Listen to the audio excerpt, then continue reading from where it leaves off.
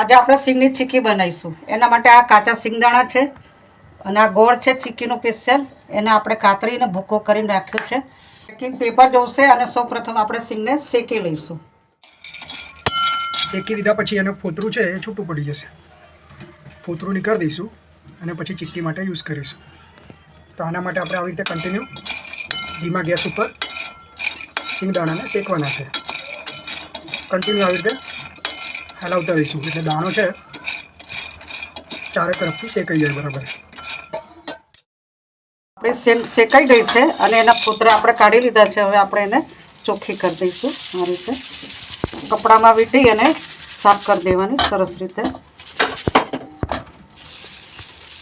કપડામાં વીંટીને કરીએ એટલે એના બે ફાડા બી થઈ જાય અને ફોતરું બી નીકળી જાય ને આ રીતે આપણે એને ક્લીન કરી દેવાનું.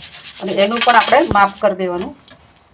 એક વાડકી જેટલું આપણું માપ થવું જોઈએ. હવે આપણે સિંગ તૈયાર કરી દીધી છે. હવે આપણે ગોળનો પાયો કરીશું. આપણે આમાં ગોળ નાખીશું.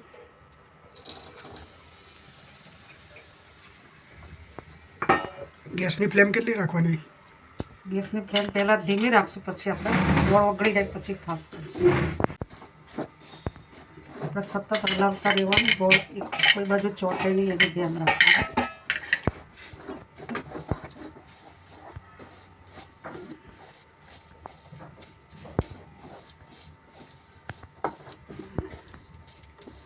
આપણને વધારે ગળી ભાવતી હોય તો આપણે થોડો ગોળ વધારે પણ લઈ શકીએ.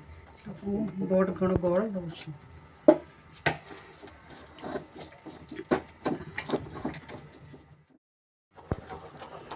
આપણે આ રીતે સતત હલાવતા રહેવાનું.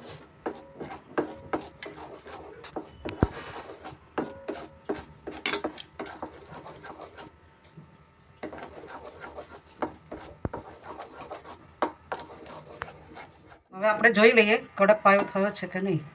તો આ રીતે આપણે પાણી નાખવાનું.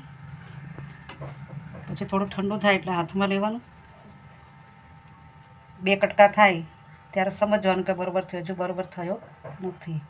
આવી રીતે તાર થાય તો હજુ બરાબર નથી થયું. આપણે ગોળને કન્ટિન્યુ ઉકાળતા રહેવું પડશે.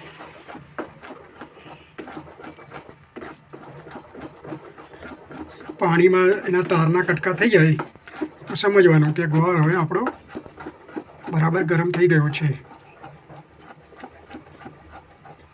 હવે સુગંધ પણ આવે છે એટલે આપણે ફરીથી જોઈ લઈએ.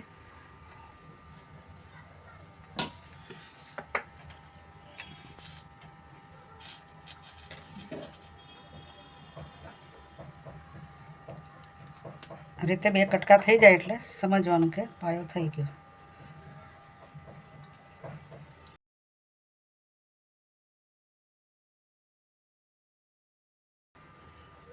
ગોળને પાણીમાં નાખ્યા પછી ઠંડો થાય અને પછી એના જો 2 કટકા થઈ જાય તો સમજવાનું કે આપણો પાયો બરોબર થઈ ગયો છે. પાયો આવી ગયો છે. હવે આપણે સિંગદાણા નાખી દઈશું અને આપણે મિક્સ કરીને તરત પાથરી દેવાનું છે.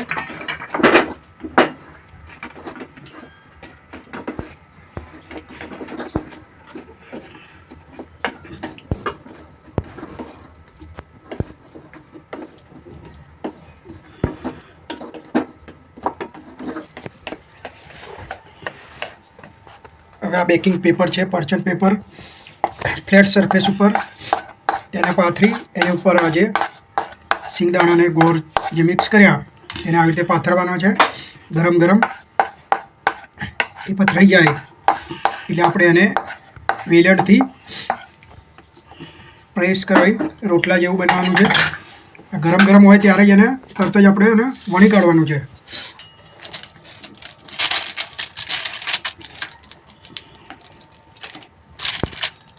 આવી રીતે એને પ્રેસ કરી રોટલા જેવું બનાવી દેવાનું છે. હવે આપણે આ ગરમ ગરમ હોય ત્યારે જ આવી રીતે કાપા પાડી દેવાના છે.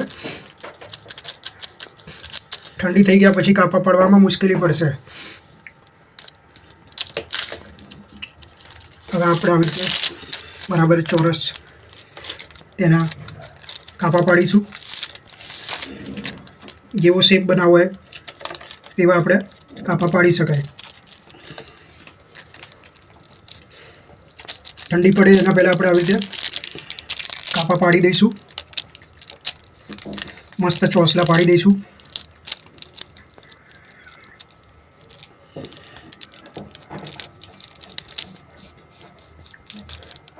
સિંગની ચીક્કી તૈયાર છે.